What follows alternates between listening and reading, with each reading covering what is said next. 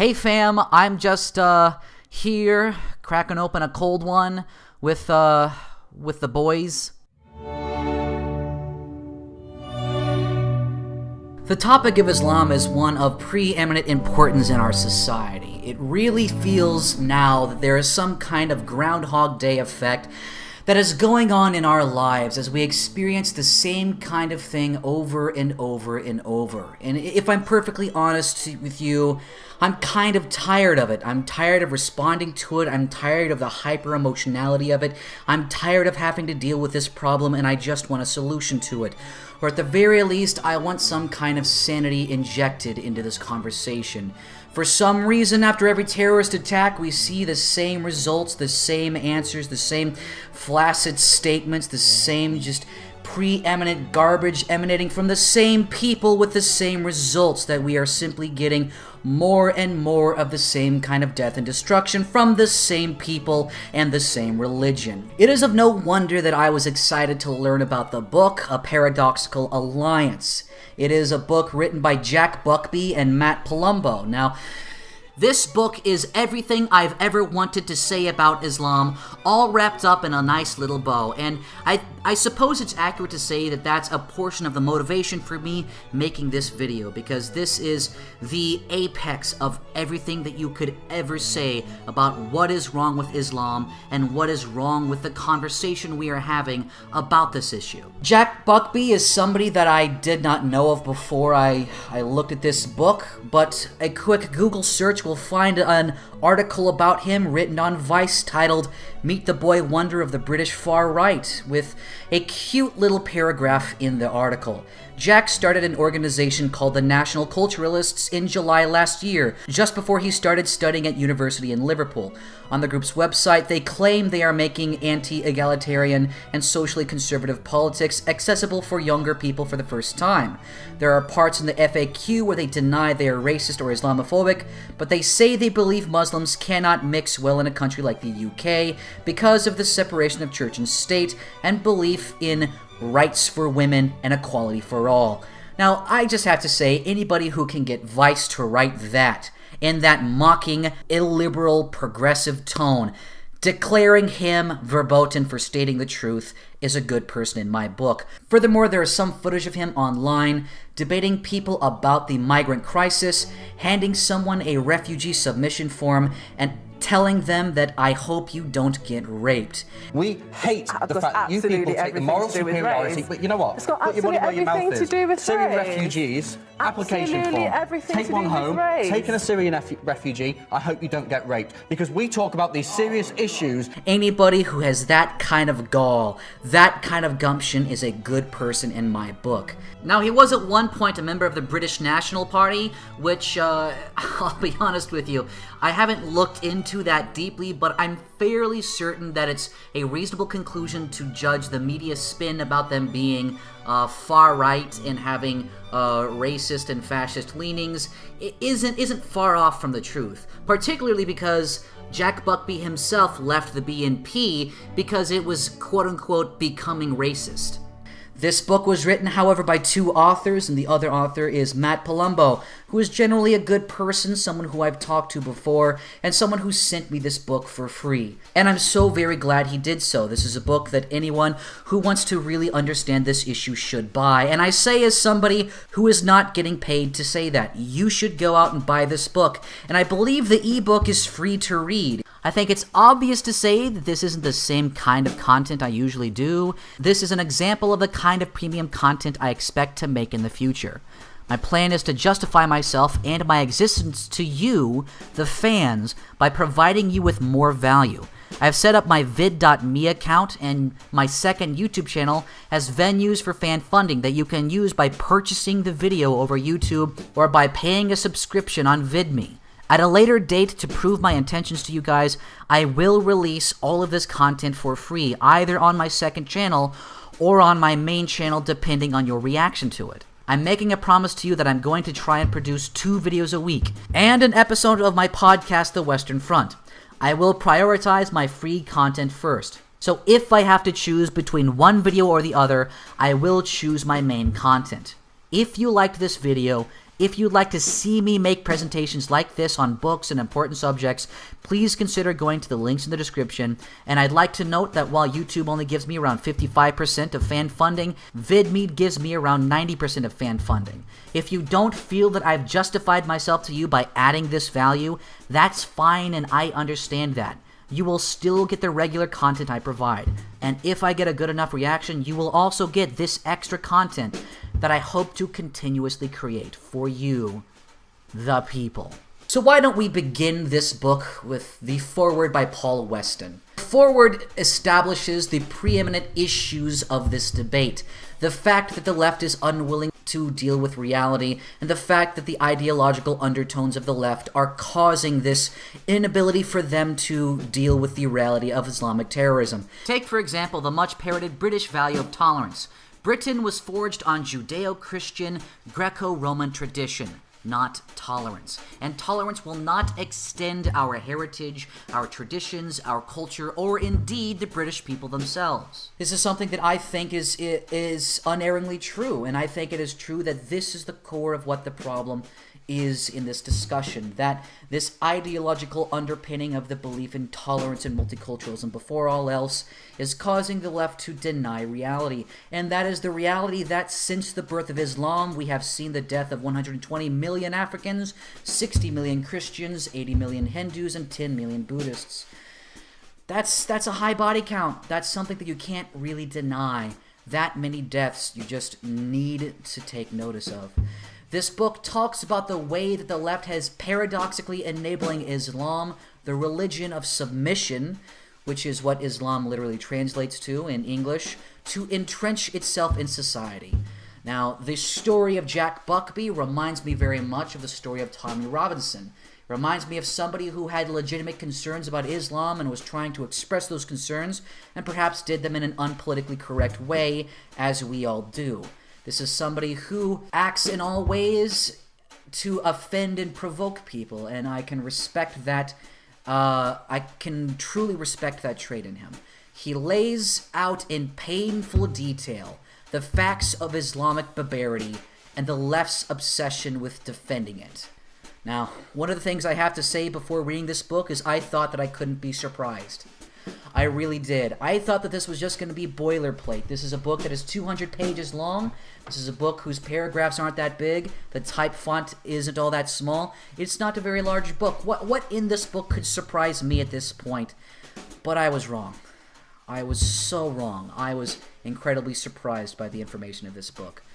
Both of these authors prove the detail of Islamic barbarity from the perspective of culture's influence on politics, beginning from the life of Muhammad himself, including his consummation of his marriage with 9-year-old Aisha, and his personally having taken women as captives and forcing them to marry on the same day as him killing their husbands. After it goes into detail about explaining Muhammad's crimes, this paragraph comes up. Some might protest that the words above contain grievous slander, particularly the parts that implicate him in pederasty and polygamy. They might say that this outline of his life, including the beheading story, goes out of the way to portray him as a violent warlord. And you just have to consider what kind of person would react that way.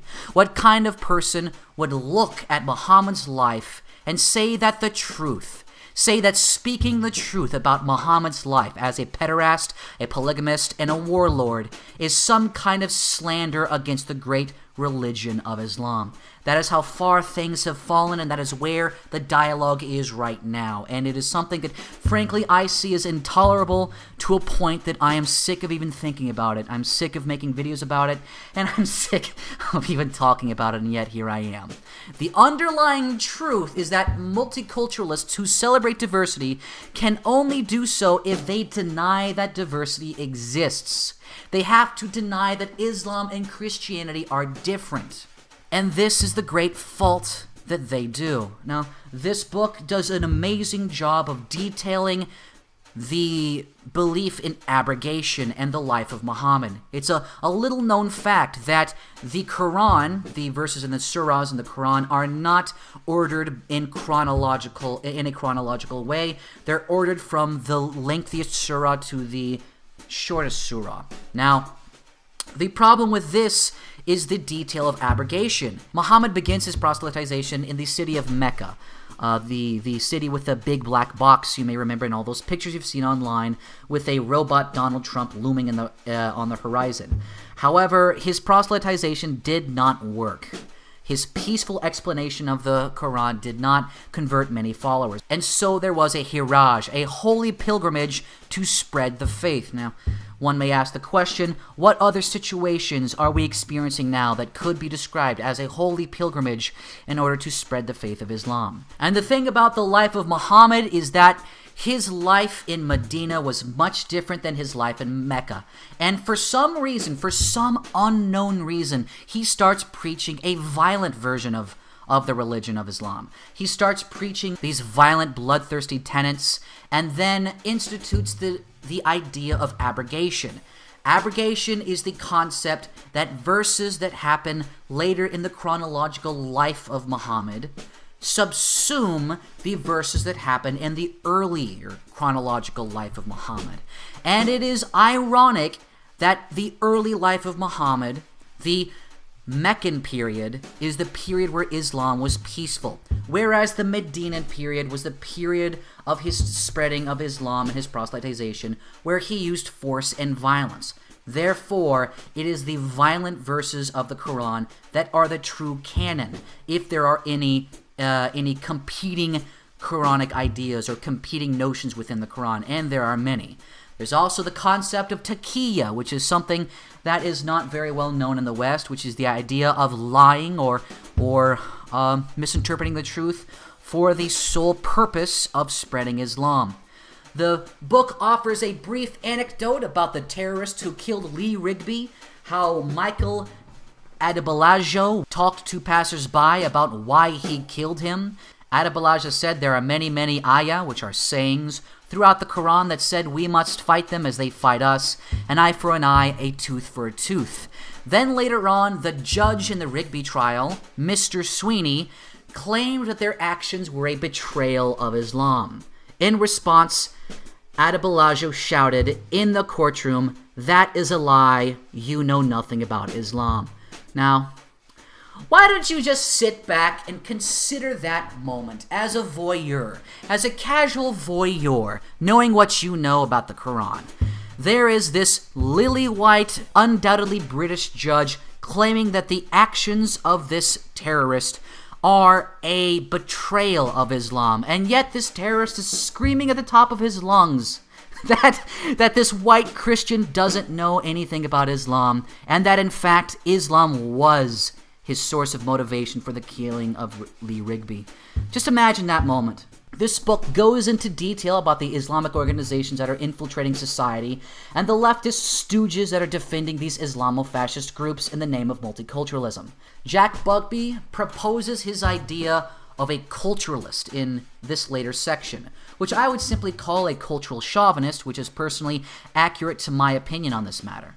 This portion of the book talks about how the structure of governance in Europe, particularly the ease at which political parties engage in coalition governments, leaves a weakness in politics that is exploited by the Muslim vote.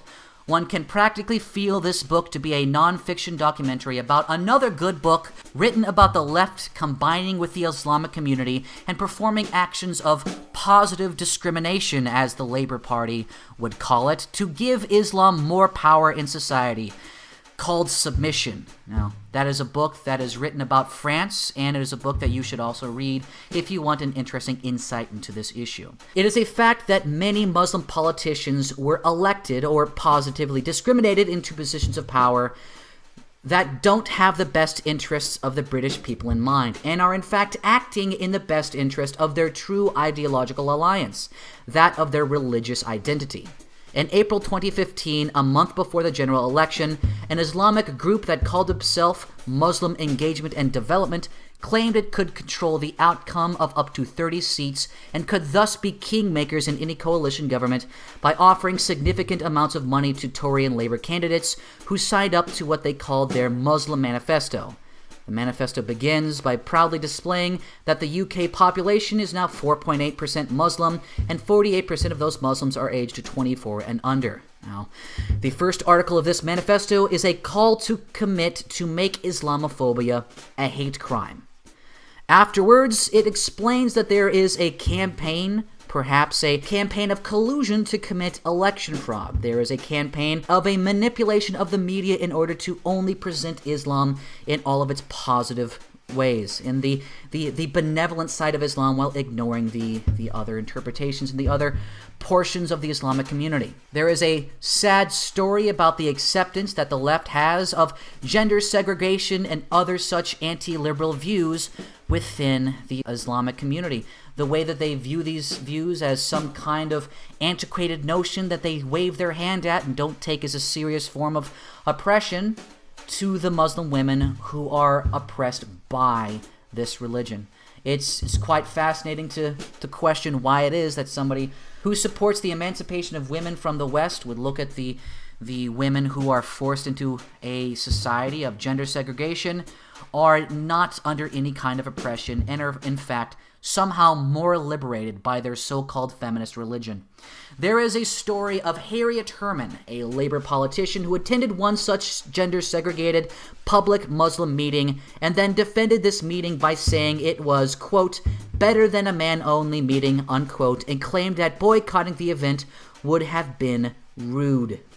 In fact, Jeremy Corbyn, the current leader of the Labour Party and a total communist, considers Hezbollah and Hamas to be his friends. In 2003, Corbyn was a delegate of the Cairo Stop the War conference, where officials advocated for a military struggle against Western coalition forces in Iraq. He has still not denounced the group's advocacy of military struggle against coalition forces in Iraq and its open endorsement of attacks against Western soldiers in the name of Islamic forces across the East. Corbyn has also been seen attending events organized by Paul Eisen, an avid self-acclaimed Holocaust denier. And don't even get me started about the Mayor of London, Sadiq Khan. The backroom organizations that are involved in this pushing of Islamic power are detailed very well in this book, one of whom being the Islamic Forum of Europe, an organization that wants to establish an Islamic state in Britain and Europe. Here's an excerpt about the forum from a report by The Guardian that was not featured in the book, but that I think is important. The transcript of the 2009 recruit training course, where the organization tells its new members, our goal is not simply to invite people and give dawah, a call to the faith. Our goal is to create the true believer, to then mobilize those believers into an organized force for change who will carry out dawah, hizbah, enforcement of Islamic law, and jihad, which we know is struggle, or the theocratically motivated war. This will lead to social change in Iqamatud Din, an Islamic social, economic, and political order, perhaps more aptly put, an Islamic state. This organization was heavily involved in the Tower Hamlets fiasco. Now, you should really go look this up. It is fascinating. Lufter Raham, the Labour Party leader of Tower Hamlets Council, became the first person since the late 19th century to be found guilty in a court of law of unlawfully using religious influence in his election campaign. He was found guilty of running his campaign on the basis that it was the religious duty of faithful Muslims to vote for him, and up to 300 votes were made by people pretending to be other voters. Now, how do you think the left would respond to this advocacy of religion's important role in society? And not just society, but religion's specific role in governance. In every other religion, in specifically the Judeo-Christian, they scream and cry at the very notion that Christianity has any role in governance. And I think perhaps that is an understandable sentiment. However, the left's response to this advance of Sharia law, jihad, and election fraud was to say he had been forced out by racism. On April 30th, 2015, Rahman attended a public meeting with people representing the People's Assembly, the Labour Party, the NEC, the Chief Staff of Unite the Union, the Stop the War Coalition, Salma Yaqub, the Branch Secretary of Tower Hamlets Union, and of course, Wayman Bennett from Unite Against Fascism. Annette McKee of the magazine Socialist Worker also wrote a piece on which she explained the judgment perpetuates the racist myth of Muslims as passive zombies manipulated by their leaders. If you think this is only coming from leftist parties in the United Kingdom, You're wrong. UKIP, good old Nigel Farage, and the Conservative Party in the United Kingdom are just as guilty of their own defending of the religion of Islam as a religion of peace. Jack, good old I hope you don't get raped, Jack, goes on in the next selection about the problem with universities, and he speaks about his own experience in trying to create a culturalist movement, essentially a Western civilization cultural chauvinist group in the University of Liverpool called the National Culturalists. The National Union of Students decides on political associations and actively bans groups it believes to be bad for students, like an overprotective mother. British universities have been taken over. This is a growing issue in the United States, but in Britain there is not a single university left that encourages critical thinking.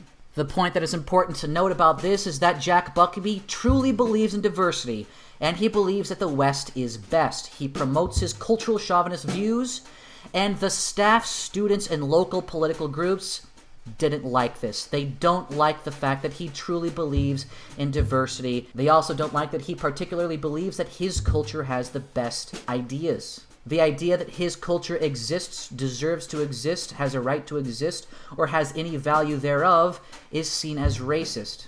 He was expelled because, quote, the politics I engaged in, along with my online activity, were considered misconduct. However, the actual conduct of my opponents were just considered a justifiable consequence of his wrong politics.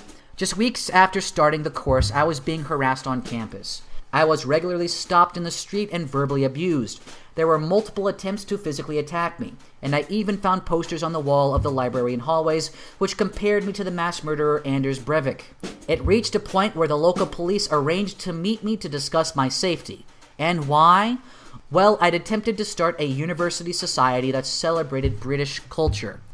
On one occasion, some friends and I distributed leaflets at the university which called on students to celebrate British and Western culture.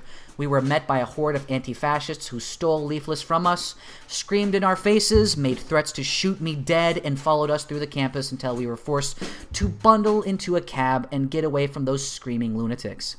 His university did nothing to protect him and instead censored and expelled him. It is important to note the broader cultural and political movements that are behind this university atmosphere, and particularly the election of Malia Bawadia to the National Union of Students as a high watermark of the encroachment of Islam into the university. She had previously blasted what she called Zionist-led media outlets in a 2014 speech at the Gaza and the Palestinian Revolution gathering.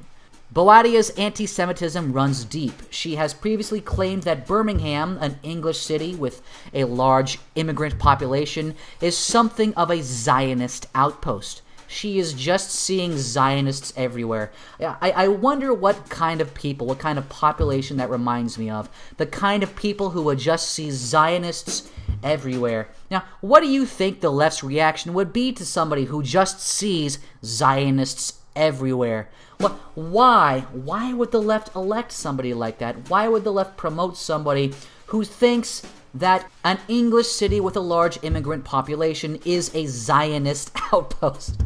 She also opposed a resolution that sought to condemn the Islamic State and has attacked the critics of CAGE, which in my opinion is a front for terrorist ideology.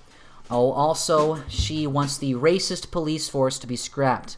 It is no surprise that this kind of leadership has led to extremist Islamic teachings being widely available on campus. This is how deep the cancer has grown.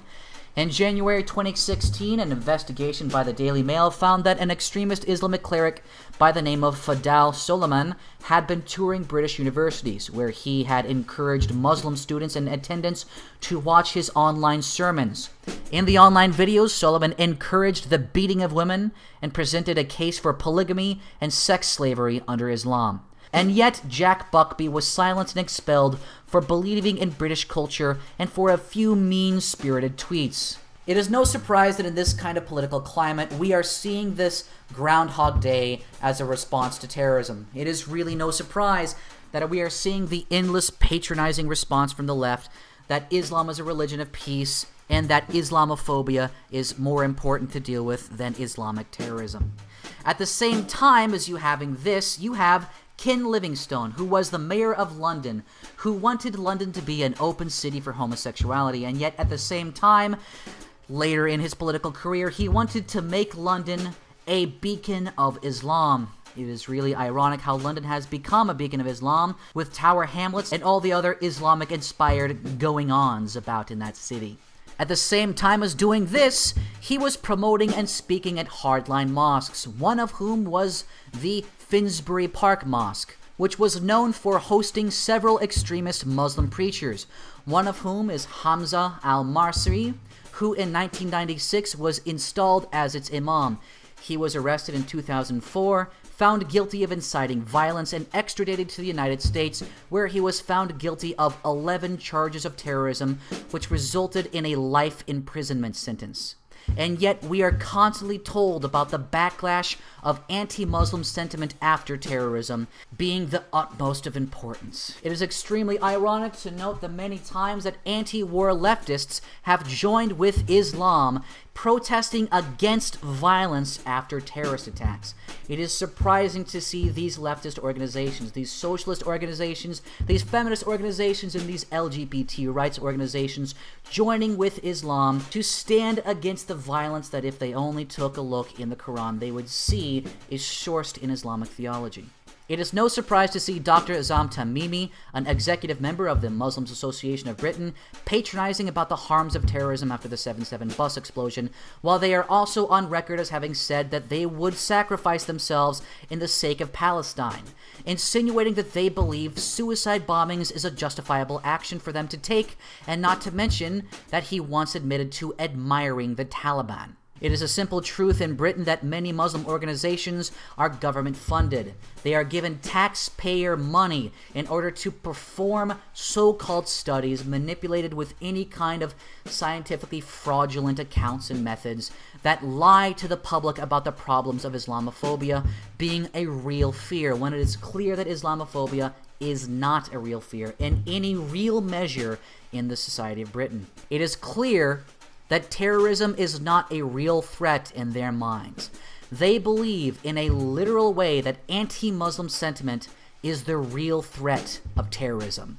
Not the children run down by a car in Nice, not the children run down in a car in Sweden, not the children run down by various vans in the city of London. It isn't the people who are killed by terrorism that are the true victims of terrorism.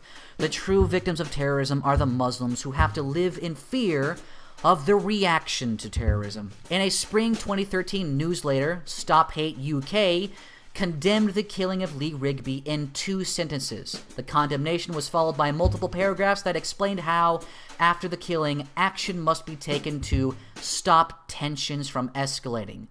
Well, it is very difficult to stop tensions from escalating when Muslims keep on committing terrorist acts. And it is funny how the actions of terrorism are nowhere in their moral equation. They don't place any impotence on Muslim or Islam in reforming the way they view society, or their ideology views society in the way that it would promote or enhance terrorism.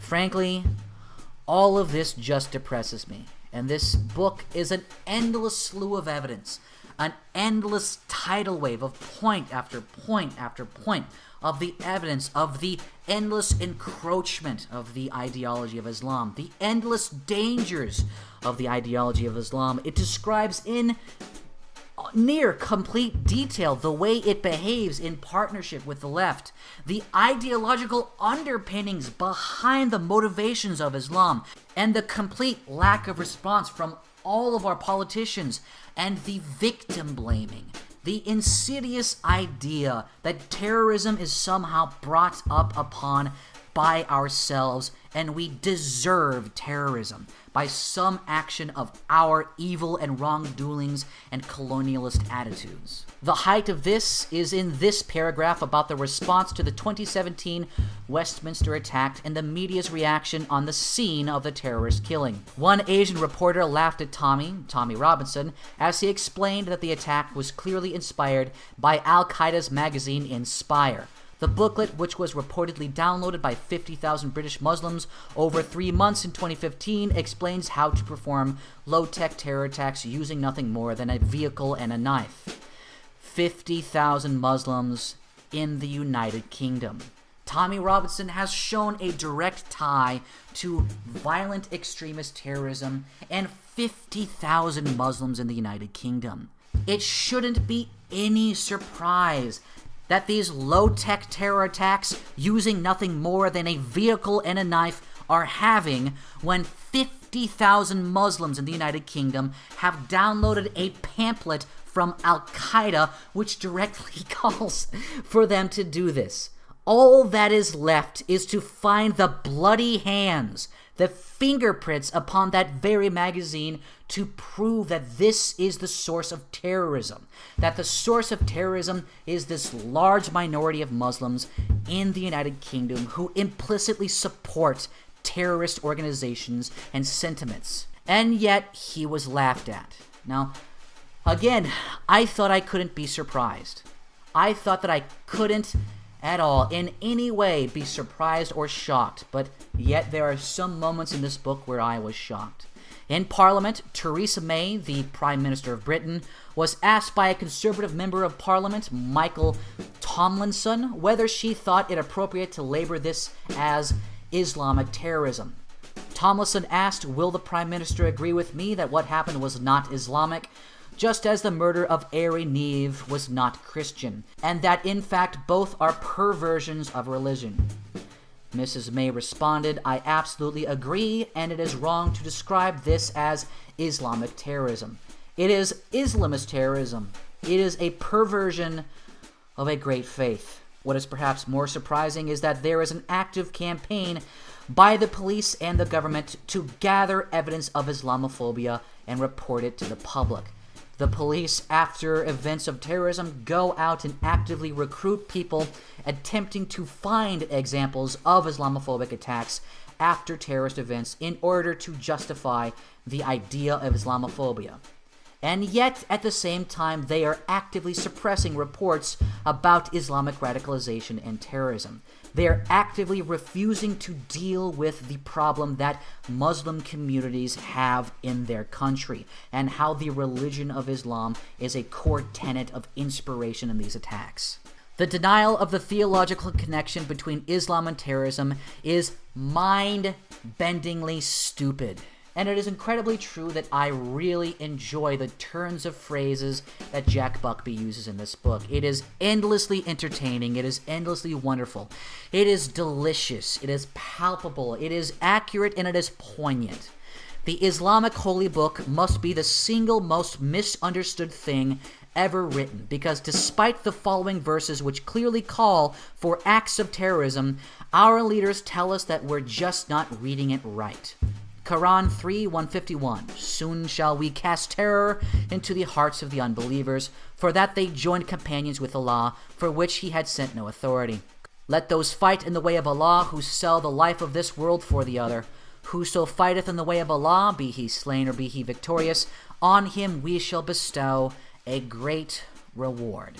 Quran verse 533, "The punishment of those who wage war against Allah and his messenger and strive to make mischief in the land is only this, that they should be murdered or crucified, or their hands and their feet should be cut off on opposite sides, or they should be imprisoned. This shall be as a disgrace for them in this world, and in the hereafter they shall have a grievous chastisement." It's interesting to interrupt here and to note that people are always quoting Quran verse 532 as a justification for the peaceful nature of Islam, and yet they literally leave out the very next verse. Go look up Quran verse 532 and ask yourself how many times you have heard that as a justification for the peaceful nature of Islam. Ask yourself how many times somebody has told you this, and yet as a disingenuous lie by admittance, they refuse to tell you that the very next verse tells you that people who wage war against Allah and his messenger should be murdered, crucified, their hands and their feet cut off on opposite sides, and be imprisoned. Now, these people are either liars or idiots, and frankly, I don't know which one is worse. but perhaps it is worse that they could possibly ignore the tidal wave of evidence from the life of Muhammad and the Quran that justify terrorism. Quran 8:12. I will cast terror into the hearts of those who disbelieve. Therefore, strike off their heads and strike off every fingertip of them. Strike the necks and fingertips of the infidel. How more clear can you possibly be? There are 164 verses relating to violence in the cause of jihad in the Quran. And more importantly, as a side note from me, not from the book, these verses are a living call to action to modern Muslims. These verses are from a living document that is active in the hearts of modern Muslims, not in the same way that Christianity is. The Old Testament was turned over by Christ. And of course, Christians had a Reformation. Christians view the Bible as an interpretive document, whereas Muslims view every single sentence in the Quran as an active call to action that impacts their daily lives. And more importantly, perhaps even more pertinent to this discussion, they view Muhammad as the perfect human being. Someone who is clearly, by all historic standards, a pederast, a polygamist, and a warlord, and someone who enslaved women. 28% of British Muslims want Britain to become an Islamic state. And according to the Policy Exchange, 61% of British Muslims want homosexuality punished. I've frankly had enough. I really have. Britain is just too depressing. I'm not going to go into detail about the next chapter, but it's very brutal in the dissection of the Quran and how it is incompatible with the Magna Carta. Now let us move from the ever precious and offensive Jack Buckme to my vicarious shitlord friend Matt Palumbo. Now what he does is he starts out with the history of America and Islam. And this is perhaps an important question to ask. Why should we as Americans care about Islam? We have two oceans that provide the Atlantic and the Pacific moat. We are an island alone from the old world. We are a nation set apart by the grand eloquence of geographic separation. We also have nuclear weapons, rednecks, guns, and Texas. What is it that Islam has to do with America? Now, this is a question that Matt Palumbo answers in his first very paragraph. America's conflicts with Islam are nearly as old as America itself, and Europe's dates back far longer. It should come as a wake-up call for those blaming Islamic violence on American imperialism that our conflict with the Muslim world far predates anything that could be considered as such. And with that line, he destroys the Noam Chomskys of this world. There is something pernicious about this never-ending truth, that there is this disgusting victim blaming amongst the lefts, which says that every country that has been inflicted with terrorism somehow deserves terrorism based on some kind of original sin of imperialism and colonialism. The Philippines do not deserve terrorism. The Philippines are not an imperialistic and colonial empire. Who in their right mind could ever say that Sweden, the country of Sweden, deserves terrorism because of its actions? What Muslim country in the world has ever been colonized by Sweden? This is just madness. It is the madness of these disgusting people, these leftist monsters, justifying their hatred of America and American identity and values by using yet another wedge topic, the existence of Muslim terrorism, to find one more reason to hate America and hate the West. And this isn't even me defending American imperialism and colonialism. That is another conversation that is separate from this. But the fact that they use the existence of terrorism as yet another ploy in their disgusting bias is frankly astounding, and it should be insulting to anyone who even comes up upon this argument. It should be insulting to everyone that the idea that Muslims across the world, Muslims in Afghanistan, Iraq, and Nigeria, deserve to be killed by Muslims, and the death of these Muslims are somehow justified in the mind of Noam Chomsky. Now, Matt Palumbo begins with the historical evidence of the Barbary slave trade, where 1.5 million Europeans and Americans were enslaved in Islamic North Africa between the period of 1530 and 1780. Thomas Jefferson and John Adams made a trip to visit a country on the Barbary coast. They asked, why is it that they were enslaving Americans? And that Americans aren't the kind of Christians that Europe is, and they don't possess the kind of Christianity that Europe does. Now, this is where the that often decontextualized quote comes from. And you should yet again ask yourself how many times you have heard that quote. How many times has some disingenuous moron insulted your intelligence by lying to you? Jefferson later wrote a letter detailing the response. The ambassador answered us that it was founded on the laws of their prophet, that it was written in their Quran, that all nations who should not have acknowledged their authority were sinners, that it was their right and duty to make slaves of all they could take as prisoners, that every Muslim who would be slain in battle was sure to go to paradise. When viewing the following war between America and the Barbary pirates, Pope Pius VII declared that America had done more for the cause of Christianity than the most powerful nations of Christendom have done for ages. And to that I have to say, it is funny that Europe was cucked by the Pope. That America, that us, the brilliant little colonial upstart had, according to the Pope, done more for the cause of Christianity and our mere ability to confront the Barbary pirates than all of Christian Europe. Take that, Europe.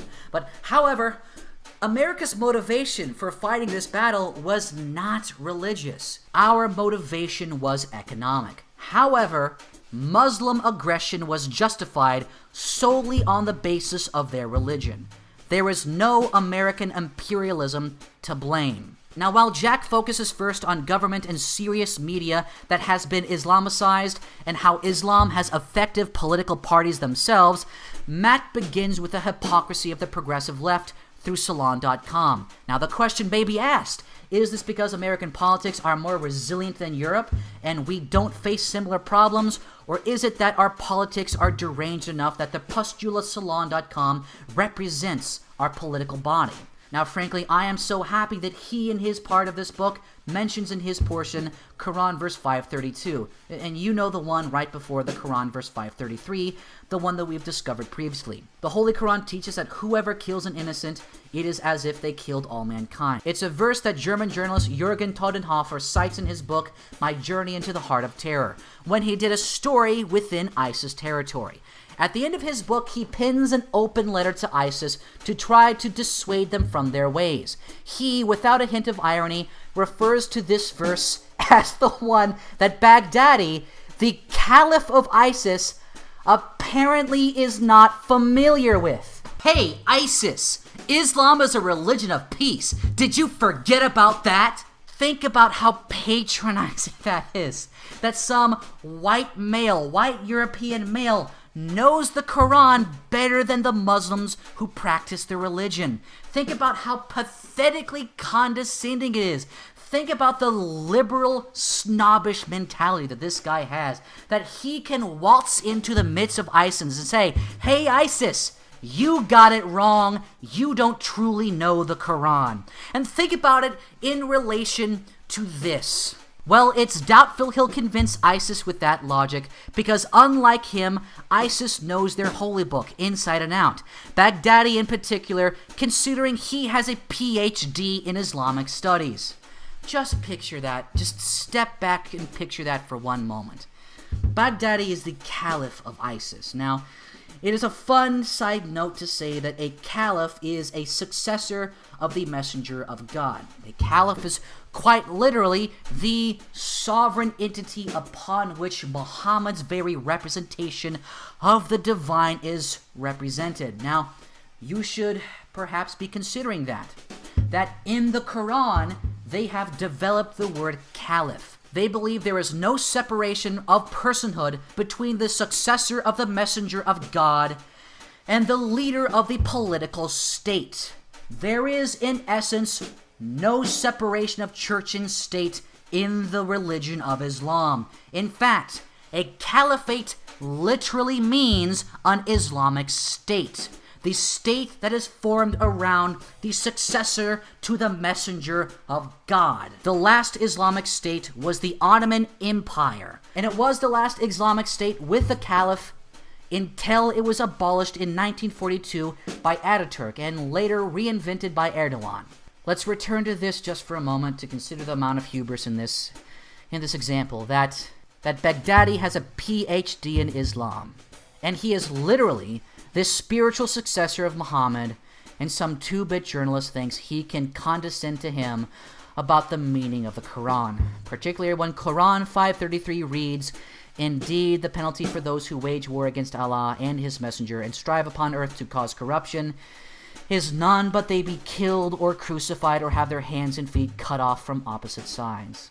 Matt Palumbo goes into excruciating detail that I will leave out about the Pew Research data that proves the retrograde beliefs of Muslims across the world. It talks about their beliefs about Sharia law, their support for Sharia, their support for implementing Sharia law in their country, their belief in corporal punishments for theft using Sharia law, their belief for stoning as a punishment for adultery, homosexuality, and their support for honor killings and apostasy. Indeed, this turns the "but there are 1.6 billion Muslims" argument on its head. Even if we were to suppose that every nation's Muslims were as moderate as those in Albania on the issue of death for apostates, which is 8%, that is 128 million Muslims with such beliefs. If your apostasy is made public, only 1 in 128 million needs to act. He focuses mostly on the talking heads who apologize for Islam, like Linda Sarsour, who thinks that Saudi Arabia is better to women than the West, and sent a tweet saying, "You'll know you're living under Sharia law if suddenly all your loans and credit cards become interest-free."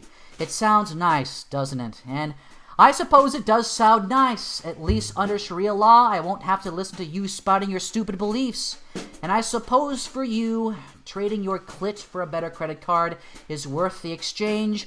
But as a gay man, I rather like being alive. Thank you very much, Linda Sarsour.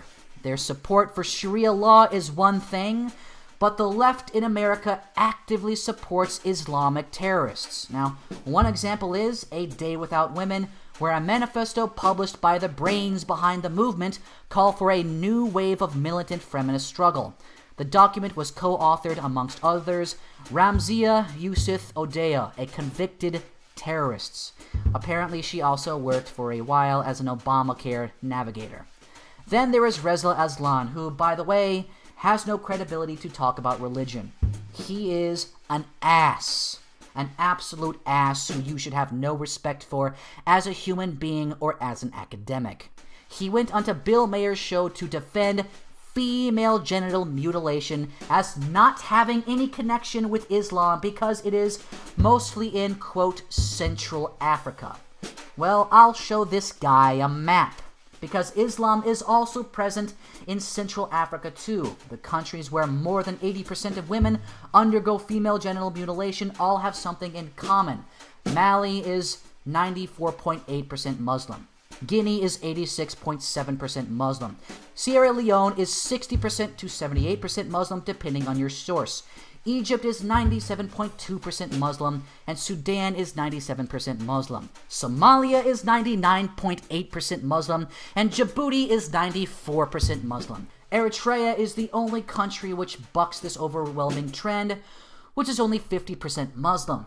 And it is unique that female genital mutilations among all rates, that it exists in every country worldwide, only exists in any percentage in countries with large Muslim minorities, pluralities, or majorities.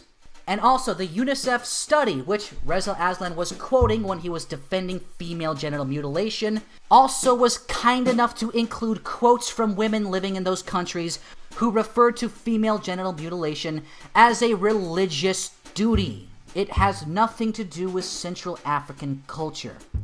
In this book, there is a merciless destruction of Reza Aslan's views on Islam and women's rights and slavery. And here's a quote that makes me hate this man, this disgusting little puke. The very first thing that Muhammad did was outlaw slavery, Aslan tells us. Quote, "We will ignore the sex slaves that Muhammad had given to him by Allah, of course, or the fact that Muhammad himself bought slaves. Like many of his statements, it's technically true. Muhammad banned slavery among Muslims, nothing more." When Sam Harris pointed this out to Aslan on Twitter, Reza replied in flaunting his credentials, his false credentials, mind you, for the millionth time, writing, "Hey Sam, I'm thinking of writing a book on neuroscience. I don't need to actually research. I'll do what you do." What a cockhead. Talking points and pundits aren't the only threat Islam has to America. We have our own slew of Muslim political action groups like CARE, a group, in my opinion, that is almost literally a front for terrorism. This is because they were named, quote, along with 300 other unindicted co-conspirators in a case regarding funding to extremist groups, including Hamas and the Muslim Brotherhood. It also doesn't help CARE's cause that they were funded in part by money from Hamas. Now, for this, the Islamic State of the United Arab Emirates committed the racist and Islamophobic act of naming them a terrorist organization. There are also so many hilarious lines in this book. Now, I'd like to read you one. "Most Muslims aren't terrorists, but if they're employed by CARE, there's a higher chance that they are. At least 7 chair board members or staff members have been denied entry to the United States, were indicted on or pled guilty to terror charges." Siraj Wahhaj is, according to CARE, one of the most admired Muslim leaders and speakers in America.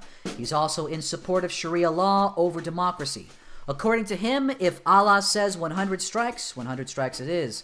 If Allah says cut their hand, you cut off their hand. If Allah says stone them to death through the Prophet Muhammad, then you stone them to death, because it's the obedience of Allah and His Messenger, nothing personal. Of course, Matt Palumbo's next sentence, his response to that is, well, thank God it's nothing personal. Other than that, the next 10 pages Other than that, the next 10 pages are 10 pages of Matt Palumbo demolishing CARE as a reputable organization. It understands them as a slimy, disgusting Islamo-fascist group with anti-Semitic ties. He also effectively argues that right-wing terrorism is non-existent compared to Islamic terrorism. Terrorism is a global problem. There were 29,376 terror deaths in 2015.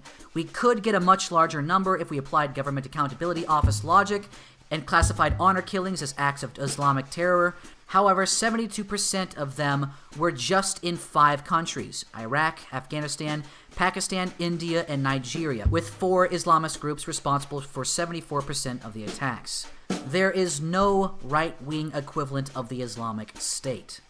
As a gay person, I agree with the sentiment expressed in the next passages that the left is a disgusting shibboleth of hypocrisy, that after the ISIS-inspired attack on the Pulse nightclub, the most logical explanation for liberals was that the shooter was inspired by homophobia. It is probably true, however, the source of the homophobia was Islam. But just wait, it gets worse. Now, when I read this, and I mean this in a serious sense, I had a moment of silence. I was shocked. I initially thought this was just going to be boilerplate. I didn't think that I could be shocked. I didn't think that this book would get an emotional reaction out of me. But even I didn't think it was this bad. Al-Qaeda responded to the confusion by encouraging their lone wolf attackers to start targeting whites to avoid the hate crime label. Their Inspire magazine ran a special Orlando edition in which they praised the attacks.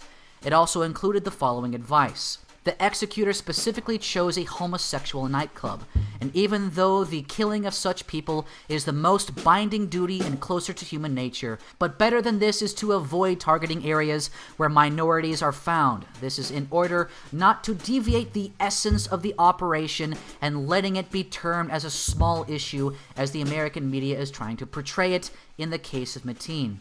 The Western media focused on the testimony by Mateen's father, who said his son hates homosexuals and that the terrorist ideas had no place in his motives. And the media reiterated this, saying that Umar saw some homosexuals kissing each other and that such a scene offended him. The media tried to portray the operation motives to be against a particular group of people in order to turn the American public away from the real motives of the operation. And those real motives were Islam. This is such irony. It is ironic that I am agreeing with Al-Qaeda. It is ironic that I am agreeing with Al-Qaeda that the motivation behind this attack was the emulation of the ideas and ideologies of Islam and the Prophet Muhammad. It is such terrible irony that liberals are asking Muslims, what is it that motivates you to terrorism? What is it that motivates you to hate us? Why do you hate us so much? What can we do? Is it our fault that Muslims hate us? What can we do to appease you, to stop you from killing us? And terrorists are telling you that it's because of Islam. And you're still not listening. It's gotten so bad that they're targeting white people in order to make you listen. And frankly, after that, I wasn't sure that this book could shock me anymore. And it really doesn't shock me that poverty is not the driving factor in causing terrorism. It's no shock that American foreign policy is not the driving factor in causing terrorism, and that Noam Chomsky is victim-blaming the Muslims that terrorists are killing. I find yet more facts about reality amusing and yet not shocking. A study published in the International Journal of Conflict Management examined the effect of drone strikes in Pakistan, found, quite unsurprisingly, that killing terrorists by incinerating them from the skies tends to both reduce the supply of terrorists and not contribute to a net increase in new terrorists through blowback. It doesn't shock me that Islam is the only religion that has this amount of craziness, that no other religion is as bad as Islam in its violent interpretation of religion. It amuses me and yet doesn't shock me that ISIS released an article titled Why We Hate You and Why We Fight You, where they explain that they fight America because of their religion. The article begins by mocking the response from our media and politicians to the aforementioned Pulse nightclub shooting. Shortly following the blessed attack on a sodomite, American politicians were quick to jump in the spotlight and denounce the shooting, declaring it a hate crime, an act of terrorism, and an act of senseless violence. A hate crime? ISIS asked. Yes. Muslims undoubtedly hate liberalist sodomites, as does anyone with any shred of their fitra, their inborn human nature, still intact. I'm not really shocked by this next line, although it's funny that I am reading this and I'm in agreement with the Islamic State. One would think that the average Westerner by now would have abandoned the tired claim that the actions of the Mujahideen, who have repeatedly stated their goals, intentions, and motivation, doesn't make sense. So ISIS had to write this list, this BuzzFeed article list titled Top 10 Reasons We Hate the West. And number 1 is, we hate you first and foremost because you are disbelievers. Now, the one thing about this book that I don't like, the one thing about this book that I find perturbing is that it sets up the question and sets up the problem that we are facing. It sets up the toxic alliance with identity politics and this toxic religious minority. It sets up how this religion has an ideology that desperately needs, at the very least, reformation. It sets up an understanding of the epistemological sources of terrorism. It sets up the belief structures that terrorists has, how terrorists interact with reality, and why they are attacking the West, and how the left is not only ignoring these attacks, but defending, excusing, and promoting these attacks as justifiable. And yet it doesn't provide an answer to why is it that the left sees Islam as an ally. Why is this paradoxical alliance a thing? And I propose an answer to this paradoxical alliance. The left sees Islam as yet another tool to emotionally bludgeon people with in order to attack what their true enemy is. Not racism, sexism, or bigotry, but Western values and hierarchy, merit, and capitalism. If you watched this video from the beginning to the end, thank you. I'm happy I was able to entertain you for this brief moment in time. If you enjoyed this, and if you would like to see more content like this, check out the links in the descriptions for the various ways of supporting me, including supporting our sponsors, AncientLifeOil.com.